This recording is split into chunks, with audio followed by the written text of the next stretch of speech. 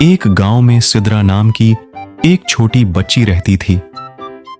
اس کا خواب تھا کہ وہ اپنی چاکلیٹ کی دکان کھولے۔ ایک دن اس نے اپنے دوستوں کو بتایا کہ وہ اپنی دکان کھولنے والی ہے اور وہ سب اس کی مدد کریں گے۔ سدرا نے اپنی دکان کی تیاری کی اور خوشی سے اپنی دکان کھولی۔ اس نے ہر قسم کی مختلف چاکلیٹس بنائے اور اپنے دوستوں کو دیکھا کہ وہ انہیں فروخت کرتی ہے۔ دکان بڑی پسند آئی اور لوگ بھی شیرین کی محنت اور اس کے دل سے بنائی گئی چاکلیٹس کی معیار پسند کی۔